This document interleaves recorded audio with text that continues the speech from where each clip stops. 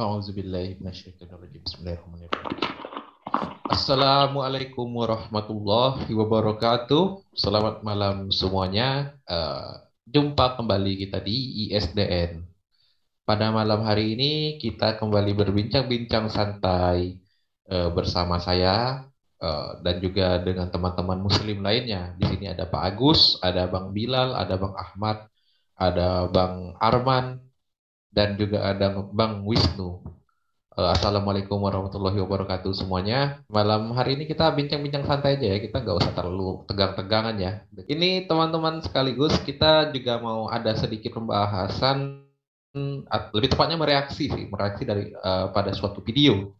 Di mana dalam suatu video itu ada misionaris daripada Kristen yang menyatakan bahwasanya Yesus itu adalah Tuhan menurut perspektif Al-Quran. Nah, dalam video itu kita selaku umat Muslim tentu akan tentu bereaksi lah ya terhadap atas tingkah daripada misionaris ini. Nah, dengan judul yang akan kita reaksi ini adalah reaksi atas pembenaran ketuhanan Yesus dalam Al-Quran. Bagaimana tentang isi daripada video tersebut? Mungkin kita bisa lihat dulu ya bagaimana isi yang disampaikan daripada misionaris ini.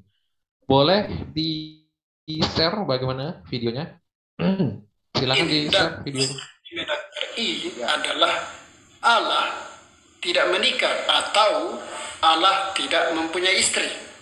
Celakanya adalah klaim Quranik dan tafsir Kemenak RI ini memiliki paralel verbal antara Allah dengan Yesus atau Isa yang mengharuskan kesimpulan bahwa Yesus adalah Allah. Mari kita lihat paralel verbal yang mengharuskan atau Isa yang mengharuskan kesimpulan bahwa Yesus adalah lanjut. Ya. Yesus adalah Allah. Pertama, Allah tidak beranak. Yesus tidak beranak. Kedua, Allah tidak menikah. Yesus juga tidak menikah. Tiga, Allah itu kekal. Yesus juga adalah pribadi yang kekal. Sampai situ saja. Sisanya itu adalah lawakan daripada pendeta Gilbert itu. Ya. Bagaimana nih tanggapan daripada teman-teman Muslim yang ada di sini? Bisa teman-teman Muslim ada yang ingin menyampaikan, mungkin dari Bang Bilal atau Pak Agus atau Bang Ahmad sendiri selaku yang memberikan informasi ini?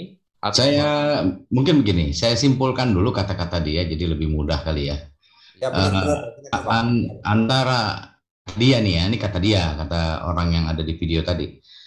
Kata misionarisnya. Kata misionaris itu ada paralel verbal di sini, yaitu yang antara Allah dengan Yesus. Yang pertama adalah Allah tidak beranak, Yesus tidak, gitu ya. Lalu yang kedua, Allah tidak menikah, Yesus tidak menikah. Ya. Oke, yang ketiga, Allah itu kekal, Yesus itu kekal. Nah, itu kesimpulan sederhananya lah. Silakan. Ya, apa Lai Bilal? Hajar dulu Lai Bilal. Aku bagian yang strongnya nanti. Katanya tadi kan apa yang kekal itu ya? Bukan, pelan-pelan sesuai konteks. Yang pertama dia berkata Allah itu lam yalid, tidak beranak. Yesus tidak beranak. Satu dulu. Itu yang pertama yang dia bahas. Kemudian baru Allah tidak menikah, Yesus tidak menikah. Nanti terakhir baru kekalnya. Jangan dibalik. Silakan, Bang. Tapi kan menurut itu kan di kitab yang baru ditemukan itu, kitab apa itu namanya itu, Bang Yud? Lupa saya itu yang menikah. Barbara Tiring. Menurut catatan Bapak-bapak gereja Barbara Tiring. Lanjut Lele. Aku pun bingung itu. Yang menikah itu dia sama Maria Magdalena itu kan ada itu. Injil Magdalena. Maria Magdalena. Tapi yang mau kita apa dulu kan yang masalah apa Allah tidak beranak itu. Allah tidak beranak. lam yalid. Tapi Yesus kan kawin ya dengan Enggak, Maria. Bang. Yes, Allah tidak beranak itu, Yesus tidak beranak betul, memang. Tapi masalah kawinnya itu, Lah itu. wallahu alam. Bukan masalah itunya Yud, dia memotong surat Al-Ikhlas itu. Coba kamu saya screen surat Al-Ikhlas itu semuanya biar dibaca sama apa domba-domba berotak keledai itu. Oke, baik. Itu dia potong ayat-ayat Al-Qur'an itu. Al-Ikhlas.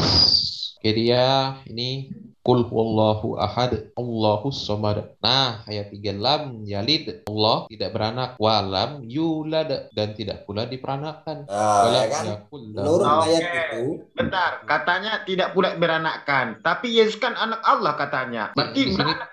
enggak. Di sini tidak ada kata diperanakkan di misionaris tadi, Bang. Dia Iya. memotong, justru dipotong Iya. oleh dia. Iya dipotong. Tapi katanya kan Yesus, Allah kan memang tidak beranak dan tidak juga diperanakkan. Tapi Yesus kan diperanakkan. Iya, sama Maria. Dari situ saja kenapa dia nyangkut-nyangkutin ke sini. Nggak ada nyambungnya kan? Betul. kan maksudnya gini Le, mungkin orang-orang Kristen itu nggak ada yang tahu bahwa Yesus itu diperanakkan oleh Bunda Maria. Tahu kok mereka. Yang benar, dari mana tahu? Dia aja misionaris nggak tahu. Loh, diperanakkan sama Roh Kudus itu gimana cerita? Ini baru Maria Mari. Ini baru dari Bunda Maria loh. Belum nanti diperanakkan sama Roh Kudus. Siapa pula itu? Memang Yesus itu diperanakkan berarti ya? Sama Roh Kudus. Secara tertulis kok. Oh, di ayat berapa itu Yud diperanakkan Yud? Oke. Ya, ini di mana? Itu di Bible. Ini kan menyangkut pada Al-Quran. Oh iya dong, nggak boleh dong. Pelanggaran pertama nih. Enggak usah bawa ke kitab dulu. Kita bawa Al-Quran aja. Buktinya kan katanya kan Allah itu tidak beranak dan tidak diperanakkan. Sedangkan dari sini saja dia sudah udah KO ya kan. Yesus Begini Bilal, dia hanya membaca lam yalid. Nah, udah selesai. Tidak beranak, tapi dia kan diperanakkan. Dia nggak baca. Walam yulad, nggak baca sama dia. Nah, inilah Bang Arman, kadang-kadang teman-teman Kristen ini ya kan, untuk mencari pembenaran tentang ketuhanan Yesus itu sendiri harus mengemis-ngemis dari Al-Quran, tapi cara mengemisnya pun tidak benar. Betul. Memotong ayat Al-Quran mencari pembenaran tentang ketuhanan Yesus. Ataukah teman-teman Kristen ini sudah tidak mampu atau tidak percaya sendiri memakai Bibelnya bahwa Yesus itu adalah Tuhan yang tidak beranak? Memang Yesus tidak beranak. Seharusnya teman-teman Kristen itu juga yang menuhankan Paulus dong. Paulus juga kan tidak beranak. Ya itu kan Pak Paulus kan. Sekarang ini yang sudah terjadi yang di era sekarang lah. Pastor itu nggak beranak. Ya memang tidak ada namanya beranak, yang namanya Maksudnya- laki-laki itu maksudnya- beranak, Yud. Maksudnya kenapa nggak dituhankan saja pastornya di era sekarang? Kalau menurut yang dia buat itu ya, perspektifnya yang tadi, yang tidak beranak. Sekalian aja siapa yang nggak punya Sudah anak itu salah, Yud. dituhankan. Itu sudah salah itu. Jadi itu sebenarnya sebuah kesimpulan prematur atau alias kesimpulan bodong dari otak-otak yang memaksakan diri ngutil ayat-ayat Al-Quran, kemudian untuk pembenaran kenapa harus ngutip-ngutip Al-Quran gitu. Nah, ini kesimpulan bodong. Kenapa saya bilang kesimpulan bodong alias prematur ya? Jadi gini, ada tiang listrik dicat warnanya putih, kemudian ada juga burung merpati warnanya putih. Terus Awan. dia simpulkan ada awan putih. Dia simpulkan karena warnanya putih, maka tiang listrik sama dengan burung merpati sama dengan awan. Ini yang aneh. Ya, hanya satu apa istilahnya parameter. Nah, ya kalau kita mau bantah lagi kan gini, bagaimana dengan Yesus? Dia kan ya mohon maaf namanya dia manusia kan, mesti ada pipisnya, ada nya, ada makannya, minum, ikan goreng, ya roti itu. Apa itu kemudian Allah begitu juga sehingga mengambil itu terus jadi intinya aneh lah gitu kalau menurut saya. Jadi terlalu memaksakan diri, memperkosa pemahaman dengan cara yang tidak intelektual. Memperkosa atau memperkocak, Pak? Memperkosa Bang, plus memperkocak. Jadi memang beragama itu memang akalnya harus sehat dulu. Kata kuncinya akalnya sehat. Ya, makanya saya sering mengatakan Pak Agus, salam akal waras dari saya. Salam akal waras. Salam akal waras. Itu dari saya, saudara-saudara, Bapak Ibu sekalian. Terima kasih. Ini sama aja ini Bang, saya potong dulu sedikit ya. Ini sama aja, ini sudahlah sesat, makin disesatkan. Dia motong ayat cuma tidak beranak. Terus yang diperanakkan itu, apakah Allah itu diperanakkan? Yesus kan diperanakkan. Iya juga itu. Masa iya Yesus diperanakkan? Jangan fitnah dong. Lah jelaslah diperanakkan. Terus dia lahir dari mana? Kan dari rahim Maryam. Oh iya ya? Iya Ya, dong. Masa iya? Emang dikira keluar dari batu gitu aja. Kan ada juga onta yang keluar dari batu, bagus. Nah, kalau ini tadi kan Bang Arman bilang tuh nggak usah dulu ambil Bang bilang nggak usah dulu ambil dari Alkitab, dari Bible. Oke, dari Al-Qur'an itu dijelaskan tuh. Surat Maryam atau surat Ali Imran dijelaskan. Isa itu lahir.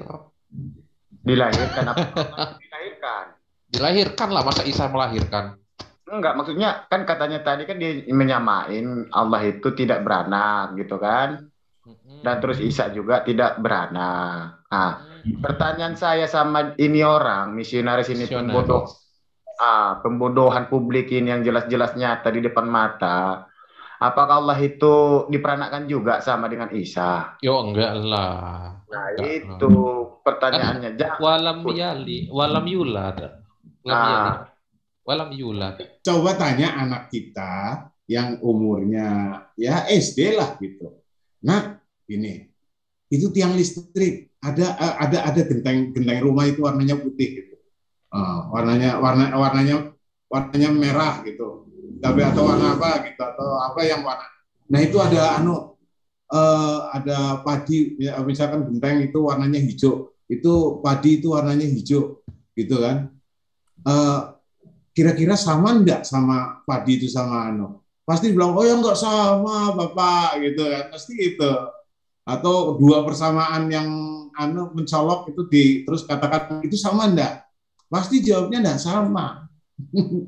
Nah, makanya saya bilang ini sebenarnya logika PAUD. Pendidikan ya, itu sama aja gini tuh Pak Agus, itu kangkung dia bilang genjer. Iya, kalau kangkung genjer anak-anak kan enggak. Iya, kangkung dikira genjer ya atau apalah. Ya itu kan masih mendekati banyak kesamaannya, tinggal di air, masih api ini kan. Tapi itu tadi yang jauh-jauh aspal warnanya hitam dengan rambutnya Bang Nababan warnanya hitam, apa Bang Nababan berarti rambutnya itu sama dengan aspal gitu. Nah, iya itu. Lagi pula dia kan gini, Bang Arman. Menurut pembicaraan dia tadi, dia kan memotong ayat Al-Ikhlas ya kan? Jadi asbabul nuzul ayat itu sendiri seperti apa Bang Arman? Menurut Bang Arman? Nggak usah. Ya biar ada kaitannya gini, nggak usah dijelaskan dengan tafsir apa sih? Nggak usah, ini dengan logika PAUD saja, logika anak SD nggak mayang. Jadi bukan masalah itunya Pak Agus. Artinya, dia ini tukang sunat, tukang khitan, disuruh ngurusin ayat. Ya dia sunat juga ayatnya. Oh, jadi logika itu tadi ya? Apa namanya, petani cuman disuruh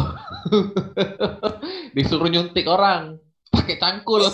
Iya, pakai cangkul nyuntik nanti.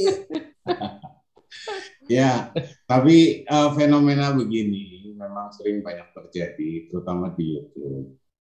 Di YouTube ya, mudah-mudahan umat Islam jangan ikut-ikutan lah. Gitu. Jadi ikut mengamati perang Rusia sama Ukraina gitu misalkan. Saya ada di sana itu bomnya, gitu. Nggak usah gitu.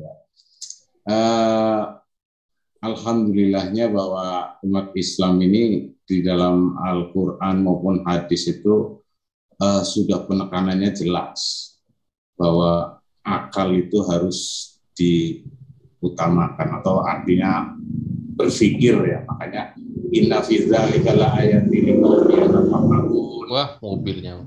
Sesungguhnya dari semua tanda-tanda, sesungguhnya semuanya itu adalah tanda-tanda bagi orang yang berpikir. Asbabun nuzul suratul Ikhlas adalah ketika orang Quraisy mempertanyakan kepada Rasulullah tentang ilah yang beliau sembah itu seperti apa. Nah, kemudian turunlah wahyu itu suratul Ikhlas. Itulah Qul huwallahu ahad. Artinya Katakanlah, dialah Allah yang Maha Esa. Allahus Somad. Allah adalah tempat bergantung segala sesuatu. Lam yalid wa lam yulad. Tidak beranak, atau ada tanda kurungnya, dia tidak beranak dan tidak pula diperanakan. Walam yakul lahu kufuwan ahad. Dan tidak ada yang setara dengannya. Sadaqallahul adzim. Itu kalimat terakhir tadi itu kata kuncinya. Kira-kira gimana Bang Arman? Betul. Tidak ada yang setara. Jadi itu tadi hanya mengutip ayat-ayat 1, 2, 3, 4. Nah, kesimpulan besarnya ada tidak setara. Tidak ada satupun yang setara dengan dia, yang sama dengan dia. Yang sama dengan dia. Dan bisa kalau mau diulangi kata itu laisa kamisli sayun. Iya, itu penguatnya. Ya maklum lah. Ya. Nah, ini soal nikah nih. Ini kebetulan tadi saya buka di surat Al-An'am, sorry. Poin kedua ya. Allah mempunyai Allah menikah. Allah tidak menikah. Yesus tidak menikah. Memang di sini dijelaskan sih. Badi'us samawati wal ard anna yakunu lahu waladu walam takul lahu ma hibah gitu kan. Wa khalaqa Surat berapa ayat berapa? 101. Wa khalaqa ya. Wa khalaqa kulla syai'in wa huwa bikulli syai'in alim. Dia pencipta langit dan bumi. Bagaimana dia mempunyai anak padahal dia tidak mempunyai istri? Dia di sini Allah ya. Jadi nggak ada kata istri di situ. Ya, tidak nggak ada mempunyai pasangan. zaujahu, nggak ada. Dia takun di sini takun lahu zaujahu, bukan. Kalau mau bacanya di situ takul lahu sohibah. Artinya teman gitu. Sohibah sahabat. Atau mungkin di ayat 100 ini nih. Kalau istri itu kan zaujahu, nah gitu pasangannya, istrinya. Kalau dalam bahasa Al-Qur'an ya. Ayat 100 ini. Enggak, ini kan aku berdasarkan dari ayat 100 juga. Di mana perkataan orang-orang musyrik bahwasanya Allah mempunyai anak laki-laki dan anak perempuan. Perkataan mereka yaitu tanpa dasar pengetahuan. Subhanallahu wa ta'ala bi amma yusrikun. Wah, ternyata betul. Amma yusrikun, kok aku pakai bi lagi. Amma yusrikun. Ini kayak orang-orang ini musyrik ini. Oh, yusrikun. Yang menyatakan Allah itu punya anak lah. Anak laki-laki dan perempuan. Di sini kalimat ini kan anggaplah indikasinya Allah itu menikah. Tapi di sini Allah itu dia katakan tidak menikah. Di sini dikatakan orang musyrik Allah itu punya anak, berarti dalam artian punya istri. Ya kalau Allah menikah walinya siapa? Penghulunya siapa? Pertanyaannya di situ dong. Di sini sudah jelas dikatakan dalam ayat 101. Kemudian ada lagi kalau nggak salah di ayat mana ya? Ayat mana ya? Banyak sih sebenarnya yang menyatakan demikian. Nah, kalau mengenai Yesus tidak dijelaskan dalam Al-Quran apakah dia menikah atau tidak. Karena sekali lagi Al-Quran itu bukan biografi Yesus, melainkan apa ya namanya, Furqan, suatu pembeda, Ya, An-Nur, kalau cahaya, Huda linnas, udah. dan Huda lil muttaqin. Inilah tuntutan dari orang-orang, tuntutan katanya Al-Quran itu lengkap, menyempurnakan, sempurna. Nggak Harusnya bisa, iya, harusnya nggak bisa. tertulis semua. Nah, kalau tertulis semua kira-kira berapa bab, berapa jilid nanti Al-Quran. Yang setebal itu saja saya belum hatam. Lagi Nah, pula itu itu kan bisa diselidiki sendiri kalau perkataan dia bahwa Yesus itu tidak menikah tadi ya kan. Mm-mm. Itu bisa diselidiki sendiri menurut pendapat para tokoh-tokoh gereja mereka Ya, sendiri, bukan dari Kristolog. bukan dari Muslim lah ya kan. Karena ya. Barbara Tiring itu memang tulen orang Kristen dan dia belum pernah mualaf ya. Nanti kalau dibilang itu wah itu dia sudah mualaf, itu gayanya Lamsene Bahu itu biasanya kayak gitu ya kan. Sementara di dalam bukunya Barbara Tiring sendiri itu dia dijelaskan ya kan. Ya, ya. Bagaimana pula pakar sejarah itu sudah menjelaskan, itu tentu mereka punya alasan yang valid ya kan, melalui penyelidikan kan jelasnya seperti itu. Mm-mm. Makanya Barbara Tiring sendiri itu gimana ya menyelidiki apa naskah tertua Injil itu yang ditemukan di Laut Mati itu bukan sebentar. Barbara Tiring itu menyelidikinya. Kalau nggak salah sekitaran 20 tahun itu. Maka terciptalah sebuah buku yang berjudul Jesus the Man, itu yang mengisahkan tentang pernikahannya Maria Magdalena bersama dengan Yesus ya kan, di dalam bukunya Profesor Dr. Barbara Tiring itu asli orang gereja, Mm-mm. dan itu bisa di apa ya, bisa kita selidiki di dalam Injil Markus 14 ayat 3. Coba yuk saya screen yuk. Injil Markus. Eh, Sambil nunggu share screen ya. Ini tuduhan katanya kita sering mendapatkan pertanyaan, oh Pasal berapa tuh? Quran itu Injil Markus 14:3. lengkap katanya, apa namanya, sempurna. Tapi kok ceritanya ini tidak sempurna, maksudnya tidak lengkap. Nah, Ini bukan.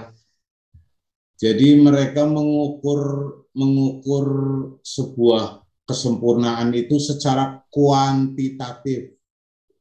Ini bukan, Bang. Kemudian Yesus Ibarat Coba dibawa bacain itu menghadap. Injil Markus 14:3 itu. Injil Markus 14:53. Bukan 53, 3 aja. Pasal Oh, 3. alah, tiga. Yesus diurapi. Oh, Yesus juga.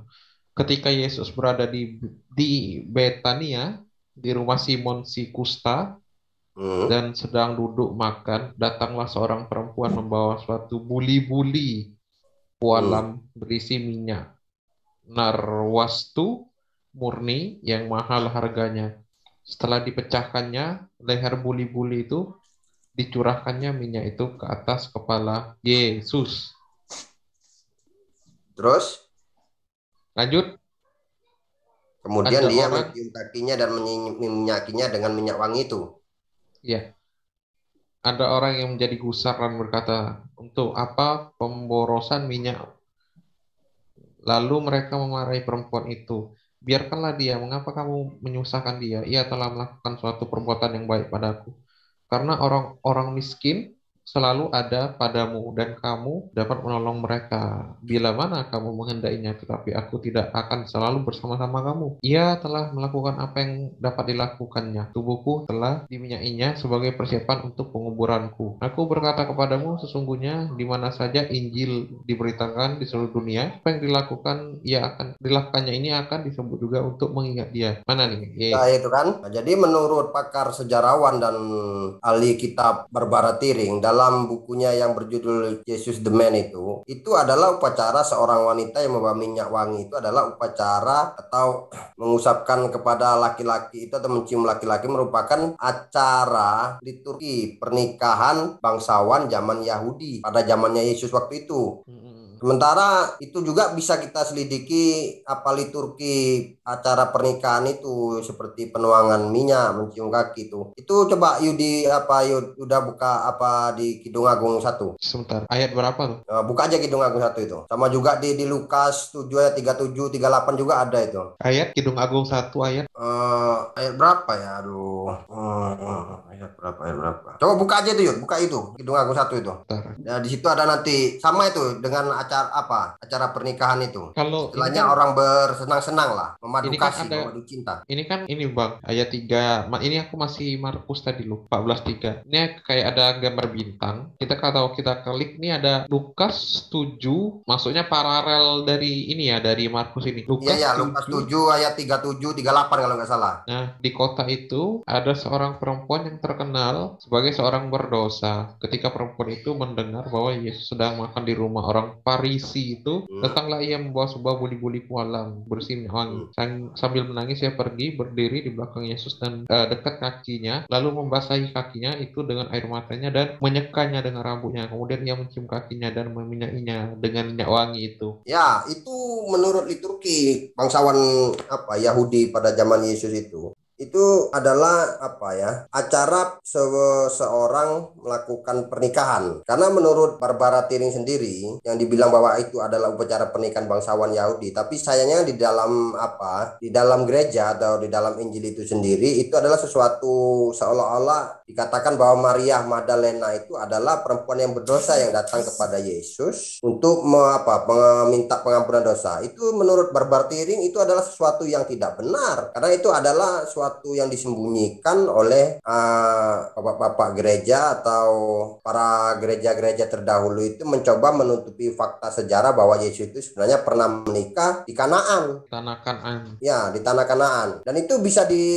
ditelusuri di dalam bukunya Barbara Tiring yang berjudul Jesus the Man itu. Seperti yang dikatakan di dalam ayat itu tadi. Sementara di dalam keyahudian dulu zamannya Yesus ya kan, ketika seorang perempuan yang bukan muhrimnya menyentuh laki-laki itu harus dihukum, itu sama aja dengan berzina. Nah, sementara di dalam Injil Lukas sendiri dikatakan bahwa Maria Magdalena itu mencium kakinya Yesus. Kenapa tidak dihukum mati? Intinya sekarang Yesus nikah atau enggak? Balik poin aja, Le. Ya kalau menurut Barbara Tiring, Yesus menikah. Itu acara pernikahan. Sesuai dengan adat Yahudi.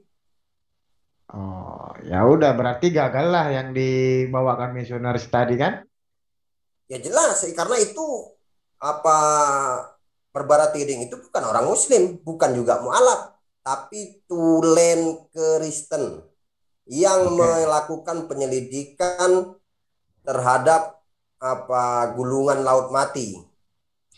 Baik pemirsa ISDN, kita berlanjut ke item ketiga, yaitu penyamaan Allah dengan Yesus dari aspek kekal menurut si misionaris tadi. Misionaris tadi bilang bahwa Allah itu kekal, maka Yesus juga kekal. Oke, silakan Aki Bilal, Aki Ahmad, Pak Agus, bagaimana nih tentang kekekalan yang dimiliki oleh Allah dan kekekalan yang dimiliki oleh Yesus menurut si misionaris tadi? Tafadhol. Oke. Le, aku mau ketawa, Le. Jadi ini, halo, suara saya kedengaran? Kedengaran. Oke. Silakan. Lanjut dulu, silakan. Jadi begini, dia mau mengatakan Yesus kekal itu dalam versi Biblosnya mereka ya. Nah, tetapi kemudian mengambil ayat Al-Quran untuk pembenaran Yesus yang ada di Biblos dia. Ya, justifikasinya ya dari Al-Quran. Seharusnya Iya, betul. ketika mengambil Al-Quran ya Yesus yang ada di dalam Al-Quran gitu loh. Kalau Yesus yang ada di dalam Al-Quran itu tidak dikatakan kekal. Oh gini, ada satu yang saya mau tanya nih Pak Agus, Aki Ahmad, Aki Bilal. Berarti si misionaris ini adalah termasuk golongan Kristen yang menyamakan antara Isa dengan Yesus ya. Karena banyak dari teman-teman Kristen yang menolak untuk menyamakan Isa dengan Yesus gitu. Tapi saya pikir bukan kebanyakan, Bang Arman. Nah, 50-50. 50-50 ya. Nah, ini bingung juga saya. Misalnya kita baca ayatul kursi, Allahu la ilaha illa huwal hayyul qayyum. Itu iya, makanya tadi itu orang dia jadi menyamakan sesuatu benda yang nyata-nyata, real itu di depan mata kita, itu di dalam mata, di depan mata, menyamakan ini hanya perumpamaan ya, karena di sini perumpamaan aja. Menyamakan sesuatu yang perbedaannya sangat mencolok sekali, ya itu dengan bisa menjadi sama itu gimana gitu loh, ya kan? Ibaratnya satu gelas kopi yang ada di kutub utara dengan teh yang ada di kutub selatan, bisa dibilang sama hanya karena sama-sama warnanya hitam gitu. Gelasnya putih. Padahal itu sudah jelas teh, belum dari unsur kandungannya apa segala macam sudah. Kalau aku simple Pak Agus menanggapinya itu Pak Agus. Apa? Aku kalau dengarnya tadi, makanya aku mau ketawa aja. Yang aku herankan itu waktu Yesus ngomong Eloi, Eloi, Eloi, nah itu bagus. Jadi di mana letak kekekalannya Yesus? Coba bayangkanlah ketika dia disalib, dia mengatakan Eloi, Eloi lama sabachthani, ya kan? Ya Allahku, kenapa engkau meninggalkan aku? Emangnya Tuhan itu seperti itu? Allah itu seperti itu, ya kan? Itu yang pertama. Yang kedua, itu Yesus Tuhannya Pak misionaris itu disunat sama manusia. Emangnya Allah itu disunat sama manusia? Jadi tidak logik persamaan itu. Itulah yang dibilang kangkung genjer. Kayak gini lah, kan ada juga itu di mana itu ayatnya itu di Kristen itu yang katanya mengenal engkau satu-satunya, mengenal dia satu-satunya, maka engkau akan memperoleh hidup yang kekal. Berarti siapa yang Ya, itu mengenal? adalah hukum yang terutama menurut Yesus. Engkau Iya, harus berarti mengenal satu-satunya Allah yang berarti benar dan semuanya mengenal Yesus Kristus yang kau utus. iya betul. Jadi siapa yang mengenal Tuhan itu hidupnya bakalan kekal, sama seperti Yesus. Berarti semua yang hidup yang kekal itu yang menurut dia itu berarti Tuhan lah semua itu. Kan sama-sama kekal. Apa yang harus keluar buat untuk mewarisi hidup yang kekal? Ini adalah pertanyaan besar dan manusia selama ini mencari-cari jalan serta ramuan untuk hidup yang kekal. Jadi pernyataan ini sangatlah dekat dengan isi hatinya. Kan gitu. Ya, lagi pula samanya dengan Allah di mana Yesus itu? Ya itu. Sementara Yesus sendiri kan mengatakan bahwa utusan itu tidak akan lebih besar dari yang mengutusnya. Udah jelas-jelas gini lah, hanya satu yang baik. Tapi jikalau kau ingin masuk ke dalam hidup, turutilah segala perintah Allah. Perintah yang mana? Katanya gitu. Jangan mencuri, jangan berdusta. Nah, disitulah bakal dapat hidup yang kekal. Berarti, hidup yang kekal itu kan sama itu kayak Yesus. Menurut kalimat yang diambil dari Matius itu. Berarti semuanya jadi Tuhan lah itu. Sama itu dengan Allah itu, maksudnya itu. Ya mungkin begitu menurut siapa? Pak misionaris Bapak Nakiper itu. Tapi pandainya dia itu cuma monolog aja ya. Ya. Ya untuk apa lah ya? Untuk mengejar perpuluhan dan juga bonus sebagai misionaris kalau dapat memurtadkan orang Islam ya dengan caranya mengemis-ngemis Al-Quran lah, seperti itulah kira-kira. Udahlah sesat, makin disesatkan lagi dengan ayat Al-Quran. Orang yang nggak paham Al-Quran ya bakalan ini percaya. Ya kalau orang yang bodoh dan ekonominya mengejar dunia, ya bolehlah kena Indomisasi dan apa Kristenisasi. Iya. Tapi kalau buat yang di luaran sana, kalau boleh, ayat-ayat yang dibawa misionaris tadi itu tolong dicek lagi lah kebenarannya kayak gimana.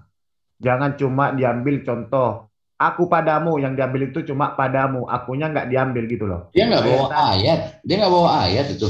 Iya, iya, maksudnya tafsiran tadi loh, Bang. Maksudnya Ya. ini yang tidak beranak itu loh. Itu kan dari Al-Ikhlas tadi. Yang diambilnya kan cuma tidak beranak, gitu kan? Tapi kan dia diperanakkan. Apakah Allah itu diperanakkan? Ya enggak kan? Iya betul betul. Sama itu kejadiannya sama yang sekarang itu eh, tersangka MCK ya kan? Hmm. Yang memotong ayat Anas juga menyembah Tuhannya manusia, tapi apa katanya? Menyembah Tuhan manusia, kan gitu. Ya misionaris ini juga sedang menjalankan perintah buku Biblos lah, yaitu Takia Korintus. Iya betul, Le. Setuju, Le. Jadi Ya, buat karena di yang di dalam Biblos sendiri kan dikatakan, jikalau karena dustaku kemuliaan Tuhan semakin melimpah ruah, kenapa aku harus dihukum sebagai manusia berdosa? Itu kata apa? Paulus. Iya betul. Tapi Nah, buat yang di luar sana, buat saudara Kristen atau saudara Muslim yang apa, tolong dikoreksi lagi yang dicomot-comot manusia yang satu tadi. Itu aja sih saran saya. ya dia juga sedang menjalankan juga perkataannya apa, Bapak segala dusta Saul ya. Ya, Ah, aku ah. berkata-kata bukan karena firman Tuhan, tapi aku berkata-kata dari diriku sendiri sebagai manusia bodoh. Hmm. Nah, itu Masa ada di orang dalam Biblos. masa orang bodoh dipercayai? Nah, kan itu. Sementara di dalam buku Biblos sendiri, di dalam Kisah Para Rasul 2 ayat 32 dikatakan dari mana setaranya Yesus dengan Allah, sementara Yesus sendiri dikatakan di dalam Kisah Para Rasul 2 ayat 32 kalau tidak salah dikatakan Yesus inilah yang dibangkitkan Allah dan kami semua yang menjadi saksinya. Itu tertulis jelas. Jadi bagaimana dia bisa sama? Nah, dari situ saja pun dia tidak kekal. Masa kalau apakah Allah itu pernah meninggal? Apakah pernah Allah itu pernah mati? Enggak kan? Tapi Yesus pernah mati. Berarti tidak kekal, tidak abadi seperti Allah. Iya, Yesus sendiri pernah mati dan tidak akan bisa bangkit kalau tidak dibangkitkan Allah menurut Kisah Para Rasul 2 ayat 32. Jadi Bapak misionaris ini sedang menjalankan takiah Korintusnya dan juga sedang menjalankan ajarannya Bapak segala dusta Saulus. Hmm, Ya kalau setuju. gara-gara kedustaannya, kebohongannya, kemuliaan Tuhan dia itu semakin melimpah ruah, ya dia nggak bakalan dihukum sebagai manusia berdosa, menurut buku Biblos. Iya. Karena itu kan ini kayak udah diajarkan kayak gitu ya. Iya, iya, kayaknya sudah memang itu Ah, strategi dia. berdusta pun nggak apa-apa, asalkan dapatlah iming-iming anu-anu gitu ya. Ya, jadi tidak logik. Itulah persamaan itu yang bikin apa ya kan? Kalau kita yang Tertawa. cerdas, iya, kalau kita yang cerdas kita itu harus teliti dulu apakah betul itu perkataan dia. Kita harus cross check ya, cross check semua perkataan dia apakah betul. Terus di mana kita harus ngutipnya. Jangan kita asal percaya saja, asal imani saja gitu loh. Oke, baik. Udah, saya pikir udah selesai kali ya. Udah cukup lah ya. Cukup Boleh, lah Bang. Bang Arman. Itu kan cuma untuk hiburan aja Bang Arman. Oke, saya tutup kali ya. Pak Agus, Oke, ada Bang. tambahan nggak, Pak Agus? Wah, Cukup. cukup lah ya. Oke, baik pemirsa, demikian tadi reaction kita terhadap sebuah video dari seorang misionaris yang berusaha untuk mencari pembenaran tentang ketuhanan Yesus dari Al-Quranul Karim. Nauzubillahi min zalik. Saya tutup acara ini mungkin dengan kafaratul majlis. Subhanaka Allahumma wa bihamdika Asyhadu an la ilaha illa anta astaghfiruka wa atubu ilaik. Billahi taufiq wal hidayah. Wassalamualaikum warahmatullahi wabarakatuh. Waalaikumsalam Waalaikumsalam warahmatullahi warahmatullahi wabarakatuh. wabarakatuh. Alhamdulillah.